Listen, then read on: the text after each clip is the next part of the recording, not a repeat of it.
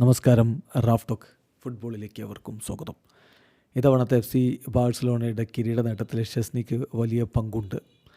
അവസാനത്തെ കുറച്ച് മത്സരങ്ങളിൽ ബാഴ്സ കൂടുതൽ ഗോളുകൾ വാങ്ങിച്ചിട്ടുണ്ട്, ശരിയാണ്. എന്നാൽ പോലും നിർണായക ഘട്ടങ്ങളിൽ ഷെസ്നി മികച്ച പ്രകടനം തന്നെ നടത്തി. അടുത്ത സീസണിൽ പക്ഷേ താൻ രണ്ടാം ഗോൾ കീപ്പറാവും, സബ്സ്റ്റിറ്റ്യൂട്ട് ആയിരിക്കും എന്ന കാര്യം തനിക്കറിയാം. ഇപ്പോൾ ബാഴ്സ തനിക്ക് മുന്നിലേക്ക് വെച്ചിരിക്കുന്ന ഓഫർ, അതായത് കോൺട്രാക്റ്റ് എക്സ്റ്റൻഷൻ ഓഫർ സ്വീകരിക്കണമോ വേണ്ടയോ, ആ തീരുമാനത്തിലേക്ക് താൻ എത്തിയിട്ടില്ല എന്ന് വ്യക്തമായി പറയുന്നു ഷെസ്നി. അദ്ദേഹം ഇന്നലെ പറഞ്ഞ വാക്കുകളിലേക്കൊന്ന് പോകാം. ക്ലബിന് എന്നെ ഇവിടെ നിർത്തണമെന്നുണ്ട്. The club wants me to stay. പക്ഷേ ഞാൻ ഈ സീസണിൻ്റെ അവസാനം വരെ കാത്തിരിക്കുകയാണ് ഒരു തീരുമാനമെടുക്കാൻ. തീർച്ചയായിട്ടും ഇനിയുള്ള മത്സരങ്ങളിൽ ഇത് ചിന്തിച്ചുകൊണ്ടിരിക്കാതെ ഇനിയുള്ള കളികളിൽ ഫോക്കസ് ചെയ്ത് അത് കംപ്ലീറ്റ് ചെയ്യണമെന്നാണ് ഞാൻ ആഗ്രഹിക്കുന്നത്.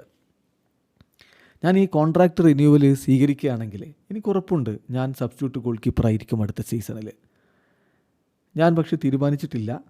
എൻ്റെ സിറ്റുവേഷൻ, എൻ്റെ പുതിയ സിറ്റുവേഷനാണ് എന്നെ സംബന്ധിച്ചിടത്തോളം ഇതിലുണ്ടാവുന്നത്.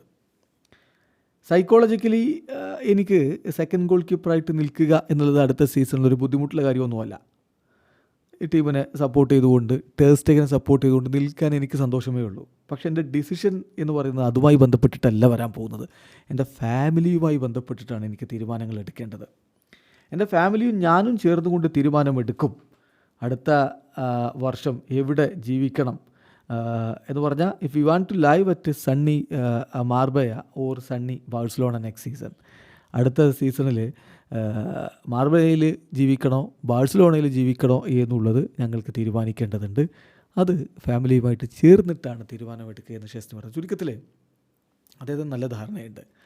അടുത്ത സീസണിലേക്ക് തനിക്ക് ഈ നമ്പർ 1 ഗോൾ കീപ്പർ സ്ഥാനം ഉണ്ടാവില്ല. അത് മാർക്ക്-ആന്ത്രേ ടെർ സ്റ്റെഗന് തന്നെ കൊടുക്കും. താൻ രണ്ടാം ഗോൾ കീപ്പറായിരിക്കും. പക്ഷേ അതുകൊണ്ടല്ല തുടരണമോ എന്ന കാര്യത്തിൽ ഒരു ആശങ്ക അല്ലെങ്കിൽ സംശയം അദ്ദേഹത്തിനുള്ളത്. അദ്ദേഹത്തിന് തുടരണമോ വേണ്ടയോ എന്ന തീരുമാനമെടുക്കേണ്ടത് തൻ്റെ കുടുംബവുമായിട്ട് ആലോചിച്ചിട്ടാണ് എന്നാണ് ഇപ്പോൾ അദ്ദേഹം പറഞ്ഞത്. വീഡിയോ അവസാനിക്കുന്നു. ഫുട്ബോൾ ലോകത്തെ കൂടുതൽ വിശേഷങ്ങളുമായി റാഫ് ടോക്സ് എത്താം.